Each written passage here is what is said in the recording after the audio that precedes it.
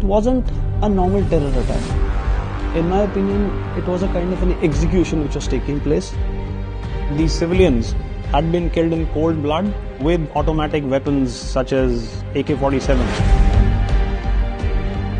Earlier attacks were indiscriminate. They killed anybody who came in front of them. Here they segregated Hindus and Muslims and killed Hindu men. And they are telling कि जाके मोदी को बोल दो जो कर सकता है कर ले. So like I think all citizens of the country, we were actually hit by the brutality of this attack. I think it was most barbaric. We will go after them. वो जमीन में हो, आसमान में हो, पाताल में हो, जहाँ भी. We will not forgive.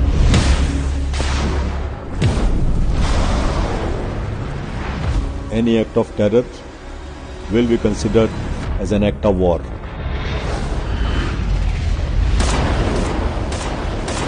If there is an escalation to this particular conflict, so be it. And then we went into full-fledged war mode, I would say. Prime Minister told me that we should call it Operation Sindhu.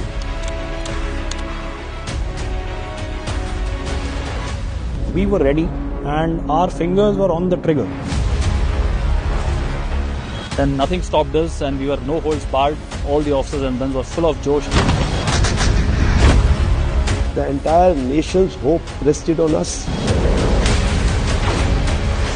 We will unfold it like a good movie. So the Prime Minister said, वहाँ से गोली, यहाँ से गोला.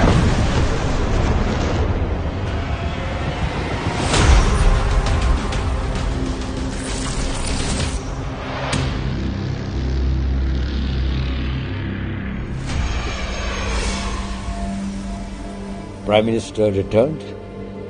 Foreign Secretary had come to receive him. Then at the airport itself, he had a meeting. First, he wanted to know all the facts. And then his first question to me is, who has done it? Who is responsible? We should be very clear who the perpetrators are. I want it immediately. Thanks to our intelligence agencies, I think they did a brilliant job.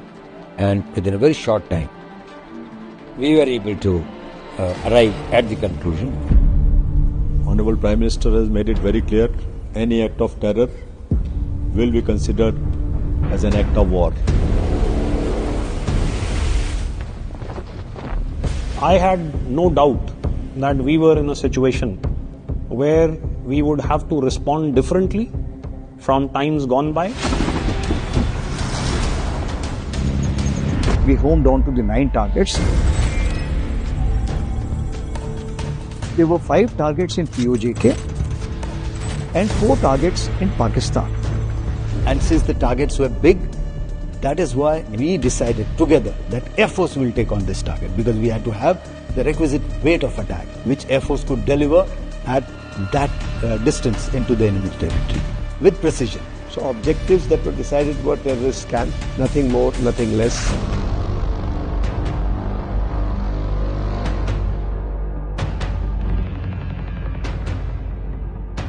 I also wanted to ensure that my air defense and electronic warfare grid is also in place. Just in case it's getting into a drone warfare, I should have my grid in place. And for this, I couldn't have done it on my own. The latency of the Akashti system from the ISCCS to the weapon end is 2 to 3 milliseconds.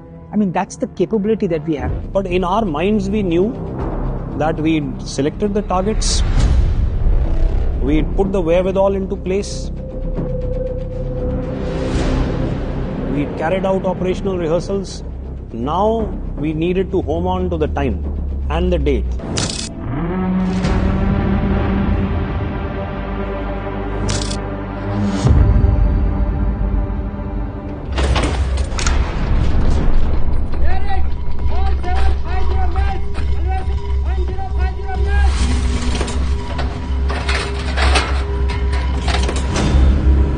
Time has come, time to deliver. Take a deep breath, have confidence that all preparations you have done is best and nothing more is to be done, and this is the time to prove yourself, prove your capability.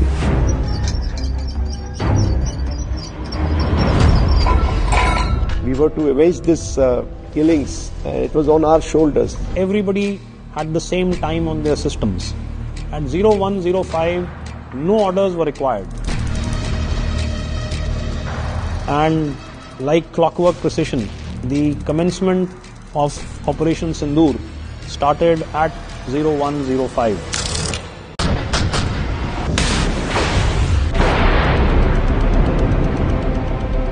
That is the time when we activated, and then we went into full-fledged war mode, I would say.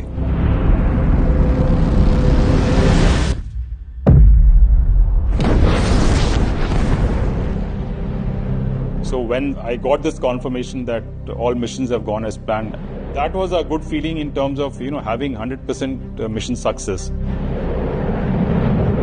That's possibly one of my most satisfying professional moments.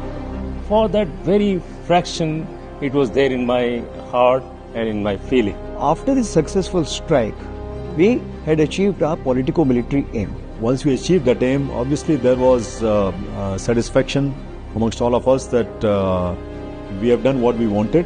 And once we hit them, there was a sense of justice.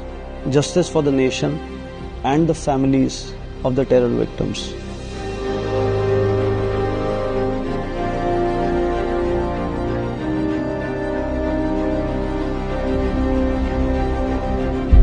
We wanted Pakistan Army to realize that this support to terrorism or inability to take effective action against the terrorists is something which is not tolerable to us. So we knew that things are not yet over, and we were prepared, we were ready to take on anything, whatever comes from their side.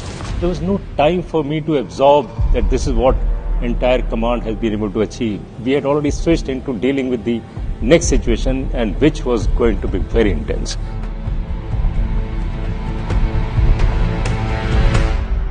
We were ready and our fingers were on the trigger.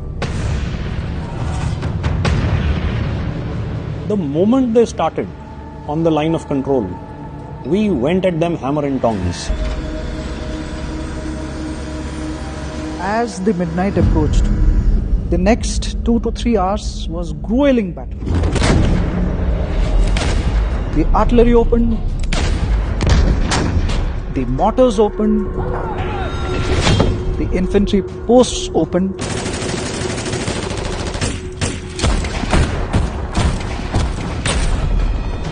Because the pressure on Pak post was so heavy that in order to relieve the pressure, he had to resort to targeting my civilians, targeting the religious infrastructure.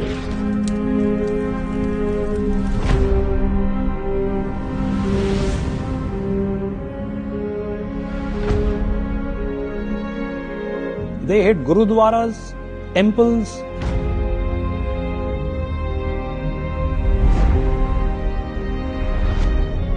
So it was really sad that when we hit terror, they hit civilians.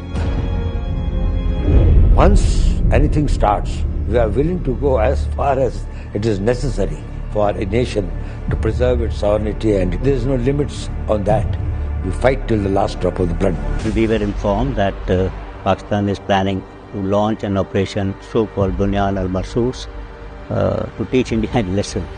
And that operation is going to last for about 48 hours. That was the signal for India to launch its final retaliatory attack. It was decided that India will not bow down to such kind of a threats. And this time, the full responsibility was given to the Air Force.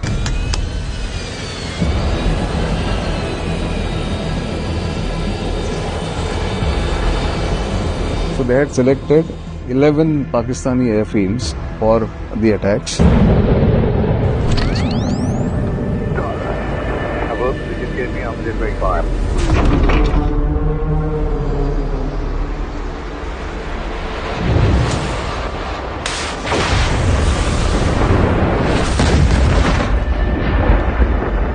So that night, that is 10th early morning, before they could strike, we have struck their major airfields, radar sites, command and control centers. We engaged him on a front of almost 1,200 kilometers, almost 200 kilometers deep inside his territory.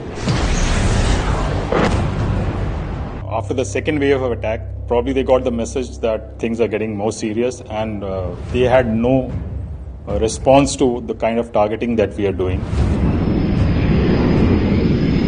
Message to the world is very clear. India's generosity or India's being more tolerant should not be mistaken for its weakness.